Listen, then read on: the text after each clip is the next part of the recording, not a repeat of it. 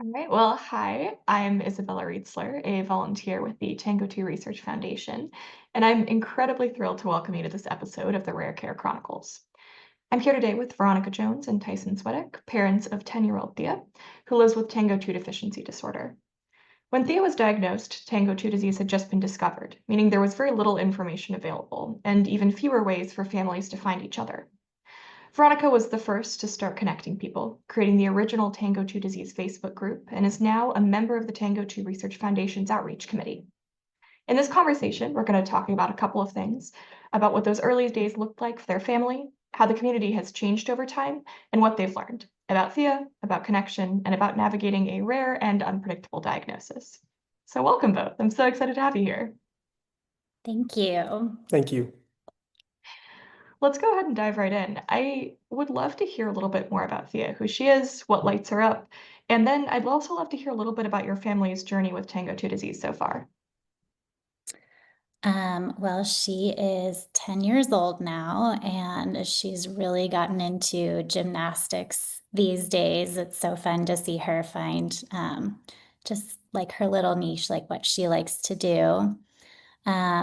An amazing thing about her is that, like, even if things are hard, even if, reading doesn't come easily or balance doesn't come easily for gymnastics, it doesn't seem to faze her. She just keeps trying. She doesn't give up. She's kind of amazing that way. So, and our history, like, she started developing pretty normally. And I think it was pretty soon after I stopped breastfeeding that we started to see like some strange things. She wasn't, making progress as easily or as normal as the normal kid her age would. She wasn't really walking or talking.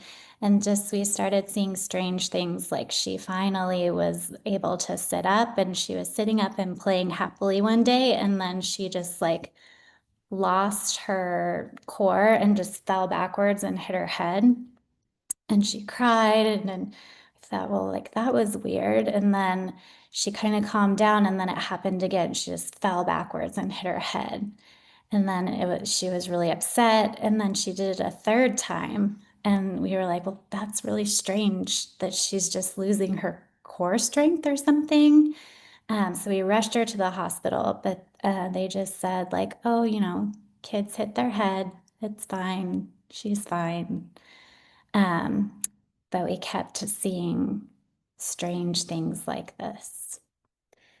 Yeah, that was the first trip to the hospital and kind of one of many. We started noticing things like head tilt, loss of muscle control, um, and it would scare us enough to, actually run her to the emergency room to get her looked at. And of course, as soon as we would get to the emergency room, she would kind of come out of those episodes and start to look okay again. And again, they would tell us this was all pretty normal behavior. So we did start videotaping some of the things we saw and some of the conditions to try to help our doctors understand what we were seeing and why we were concerned. But even some of the videos, sometimes it's hard to tell like what's a physical issue versus, an upset baby. So we had just a difficult time getting people to understand that something was going wrong. And I think it really took kind of some formal missed milestones, like not walking at a year and a half, before we finally got recommended to see a neurologist and started to get some better help. But even that in the early years was tough. I remember when we got referred to our specialist, they weren't going to be able to see us for 6 months. And I remember just coming into the office and just asking the nurse, just being like, "Hey, like we haven't been, if he hasn't been seen by anybody who can really help her, for a year. She's been having these problems, and we really can't wait another 6 months to be seen by somebody. We're, kind of feeling like we're failing our daughter here. We need to get her the help that she needs." And fortunately, the woman at the front desk said, okay, okay, I understand. And they were able to get us in the very next day to see our neurologist. And it was, while it was hard to hear, it was so nice to also hear that he did some tests on her and said, oh yeah, yeah, there's a problem here. He's like, I don't know what it is. Um, uh, but yeah, he confirmed that what we were seeing, was really happening. Um, so yeah, we went like this for about 2.5 years, and then kind of the big moment in our journey, it was I think right around New Year's Eve. She was sick and she was having trouble eating, and I had thought, well, I know when I'm sick, I don't like to eat either. Maybe we just let her sleep it off, and hopefully she'll feel better in the morning. Um, so we put her down to sleep. The next morning, Veronica got up to check on her, and we couldn't wake her. She was non-responsive. So we rushed to the emergency room. They were able to give her, I think, some sugar to get her revived and bring her back. Um, but from there, she was in a coma. They put her in the ICU. I think we ended up staying in the hospital for about 9 days, and those were really, really hard days. When we went in, I didn't understand like how close she was. Um, but they made it very clear very early. A lot of comments of, if she makes it out of this, there's a good chance she won't be, the child that you had. There's a good chance she won't be able to get back to baseline. So they were kind of constantly warning us, and they kept testing her, and said that this, she had CK levels that were, in the millions, that were way too high, and that, whatever this was eating her muscles. And she had tachycardia. Her heart wasn't pumping efficiently. Um, and yeah, it was just an incredibly tough and scary experience. And it was really, I think, where all her doctors came in, and they were so amazing. We had such a good team. But it's, I think, where they truly saw like how dangerous this was. And um, fortunately, one of the doctors that came to see the after kind of hearing her case, um, was a neurometabolic doctor, and he thought she had some type of mitochondrial disease. And he, even in the, while she was sick, gave her some vitamins that, as part of this mito cocktail that he thought might help her, and told us that, hey, if she gets out of this, and I think she will, all of these problems are going to go away. This is just a crisis, which was very different than what we'd heard from like the cardiologist that told us they were going to put her on a heart transplant list, because her heart was so um, damaged in this event. Fortunately, the neurometabolic doctor was correct, and she came out of it okay, and everything came back. And it was also at that time that they prescribed the full genome sequencing, and then we were very lucky to get our diagnosis. Two things I want to call out. The first is the perseverance that you and your family have sort of continued to show through all of this, of just showing up to doctors and saying, hey, we need help and we need support, is absolutely incredible, and absolutely just ridiculously commendable. And as you mentioned, this also sounds unbelievably terrifying. What was it like to sort of receive a diagnosis when there was so little information out there? Um, it was tough. I think I was almost like not really fully processing everything that was happening. It's almost like too much to feel at first, that I couldn't feel it all. The doctor, the original neurologist that was helping us, said like that there were so few cases of this. Because the papers that we did read were so terrifying. He said like, hey, there's not enough evidence, like there's not enough data here for you to predict her future. And so just try to be as open as you can to what she can do. And that like kind of echoed in my head. That helped me a lot. Yeah. For me, getting a diagnosis it was a very strange thing, because it was such an incredible relief to finally know, and not only know that something was wrong, but to be able to say like, okay, this gene is missing and it causes the symptoms that you're seeing. So that was in one way, very positive to finally feel like, okay, like this is what this is. We know what it is. And so naturally you want to find all of the information and start understanding it as best you can. But unfortunately there was only 2 papers on it at the time. Um, and kind of the takeaways from reading the papers were that most of the kids in the studies seem to progressively get worse, and ultimately pass away. So it was a very difficult prognosis to read.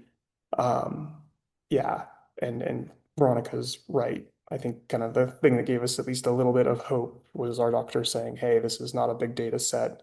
Kids respond to these things in different ways, um, and maybe uh, maybe things could be different than these papers." But it was pretty terrifying to read that was the prognosis. Yeah, I had a coworker who had a daughter with a rare disease.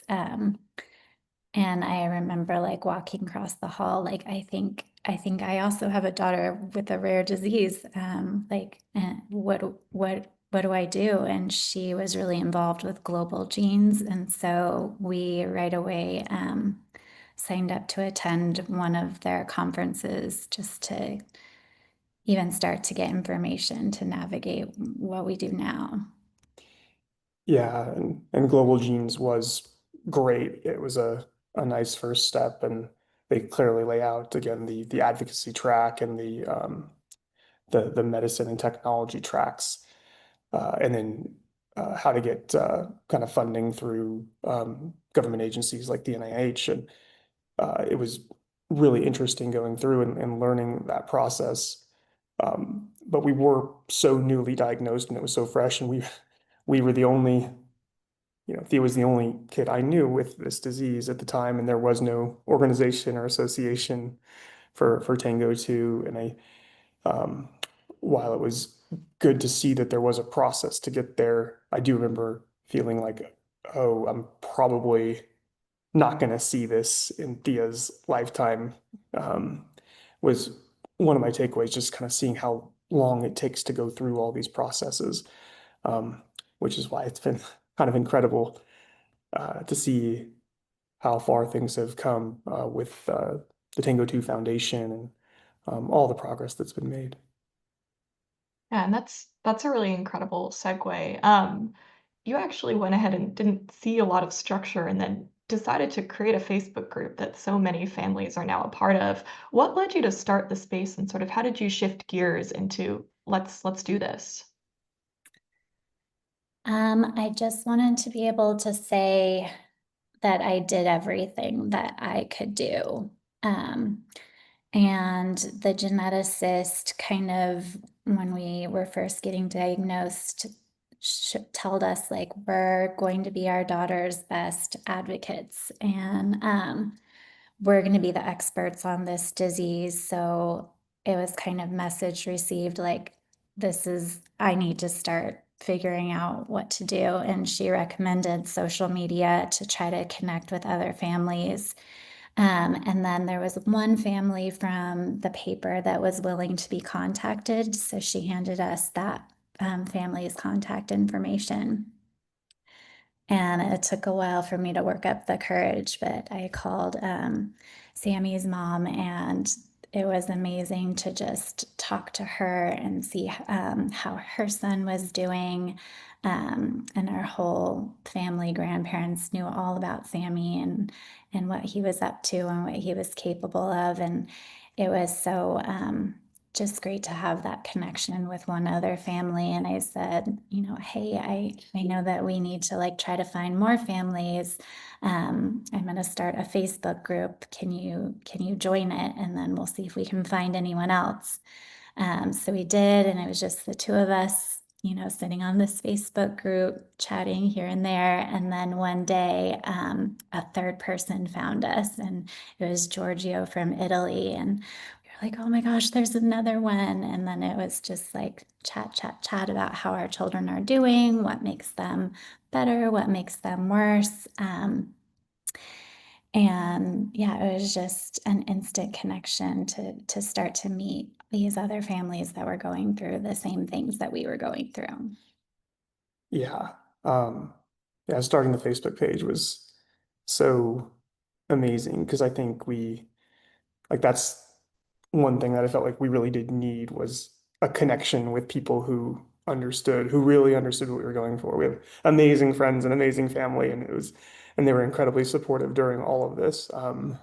But no one really, really understands what it's like to go through, this particular issue that we were going through, and so to be able to find families that literally had the exact same experiences, could talk about the exact same symptoms and head tilts, and we'd hear their stories, and we'd see, our daughter in the stories. It was it just yeah, it just felt incredible to connect, and as the community began to grow, um, we did start to learn from each other, from our stories, and to start seeing like, oh, I remember one of my big takeaways after reading 5 or 6 or 7 stories was like, oh, it seems like, oh, not a lot of food being eaten before the crisis would happen. And so you just can't get these um, little takeaways that helped inform us on how we could, care for Thea, even though there was really no, doctor guidance at this point on how to help our kids.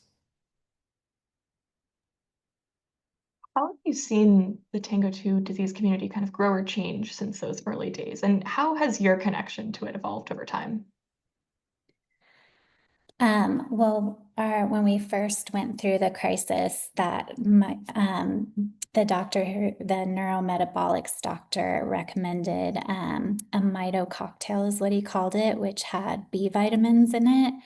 And when Thea started taking B vitamins, like she completely came to life. Within a short amount of time, she was not only back to baseline, but then she did start walking, and her speech started to clear. And then she was saying 1 word, 2 word sentences. And just like so much more energy and joy after taking these B vitamins. So at first, we started, taking notes on our kids and how they were doing, and then talking to the families about B vitamins and the mito cocktail. And some of them started trying it and seeing a difference too. So we kind of felt like this might be really important, but we're not really sure. And just continuing to take notes and finding out like, oh, heat is really hard on all of our kids. They all eat a ton of fruit, like just so much fruit. Um, and all of these, are connected to energy production in the body. So you start to kind of do your own research as more and more families come. And I was just taking a lot of notes on what we all had in common.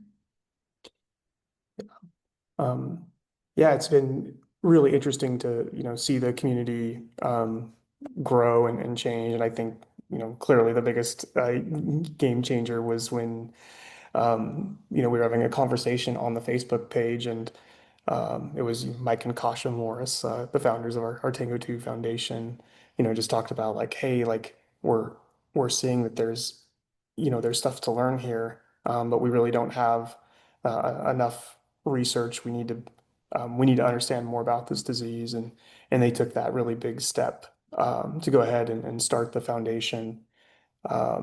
Contacted Dr. Seema Malani, who wrote the first paper. She joined our advisory board, and um, now we were a group, I think, that originally started around just connection, support, understanding what's going on with each other. And now I started to see the group grow into like, hey, there's some things we can do here. Let's start a natural history study. Let's start maybe doing some fundraising and looking at some research projects so that we can start understanding what does the TANGO2 gene do in the body? Why does it cause these symptoms? What is its function? No one, really knew what that was. And now we're getting closer with some of the projects that we have, but we still don't exactly know what it does today. So yeah, it's been incredible to see the community grow from, a way to kind of help each other and see, the different things that we're trying and how they help or don't help our kids um, to some science and to some research and to yeah, see it grow into, really getting down to some treatments and some things that we can do to help our kids. Yeah, our latest accomplishment is having kind of like a care guide for TANGO2 kids, which is written by several parents, and also our physicians have gotten involved in writing this handbook. And it's like I went from being totally alone, newly discovered, to a couple of years ago, we had a hospital visit and I was so like overwhelmed, but I was able to pick up the phone and call another mom whose son has TANGO2 disease and said, I told this and this and this to my doctor. What am I forgetting? My brain is so full. And she just kind of added to my list, and just being able to pick up the phone and call someone and know like we also have access to medical advice if we need is amazing. And then, I mean, to have a guidebook, how amazing would that have been to just be able to go online and have this whole guidebook that kind of tells you all about Tango too. Yeah, and that's TANGO2 Research Foundation in the community is, I've noticed, really incredible, not only in sort of the very concrete medical advances that have been made, but also just every time I hear a story of a connection and just sort of families reaching out to each other and helping each other both practically and emotionally through this, that's really, really magical. Like that's something incredibly special. I want to switch gears a little bit. We mentioned some of the sort of the big research advancements that have happened and things that you're still looking forward to or looking towards in the future. But I want to ask, what gives you hope, both for the community and for Thea's future?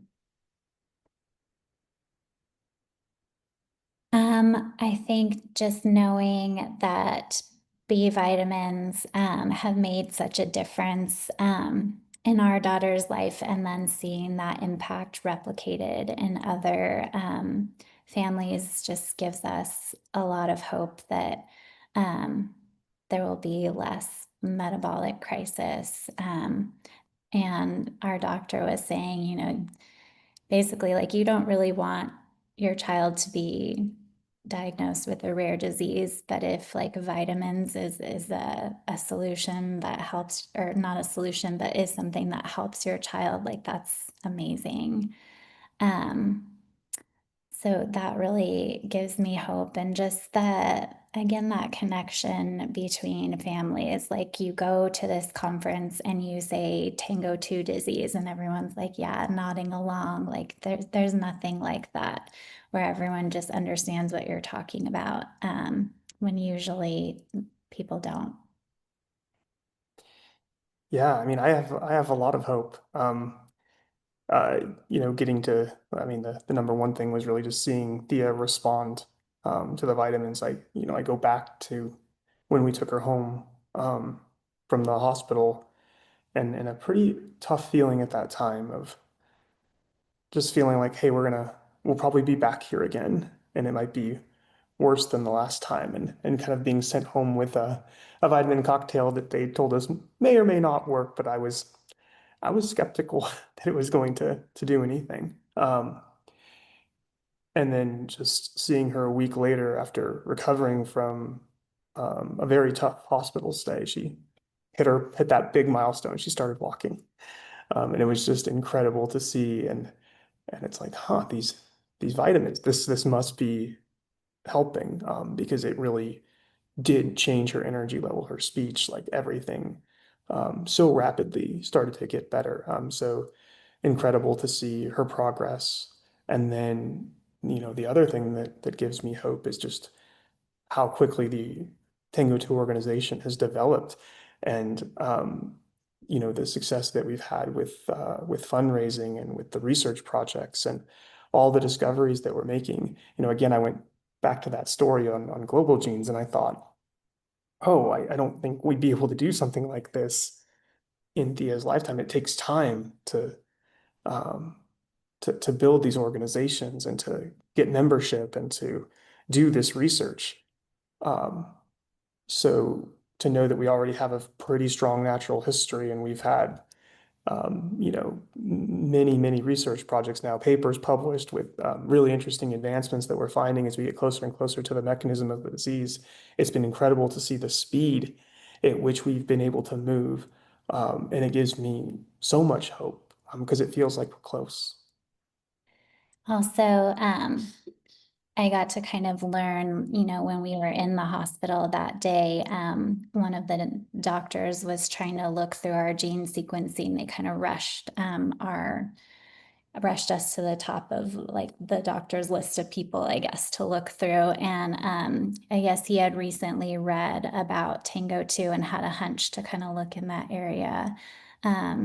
And then we've also, like at conferences, got to meet some of the researchers that are working on TANGO2, and just meeting them and seeing like how much they care about their work and how much intelligence and kindness and care for even like a small group of people, of children who are affected, like is so heartwarming. One final question to round us out. For families who are just at the beginning of this journey, what words of encouragement or support would you offer? I think, again, at the beginning, I was just kind of numb, like I didn't want to feel something that was too big to feel. But once I started like coming out of that and trying to have that, like, I want to say at the end of the day that I did everything that I could do. So just like reaching out and finding other families, you learn so much from each other. Like those connections are really important. And working, being a part of the foundation has given us a lot of hope, and it's just, I've just learned so much how to help my daughter and feel connected to that community. It keeps me going. Yeah, I mean, my words of encouragement would be like that you're not alone. Um, to reach out, connect, read people's stories. There are things that you can do. There's the B vitamins and the Mito cocktail. There's things that we've seen that have worked on a lot, that have done a lot to prevent further crisis. Um, yeah, it's so hard. Um, there's a grieving process, and I think it's okay to just go through that. There is a process where you're going to be kind of grieving the life you thought you were going to have. But then you start to see the life that you are having, and you see that that's still a really good life. Yeah, I would just tell them they're not alone, and that there's resources and things here now that can help you and help your kid get through this. Thank you both so much for your time today. It's been an absolute pleasure to chat with you. Yeah, have a lovely day. Thank you. Thanks so much.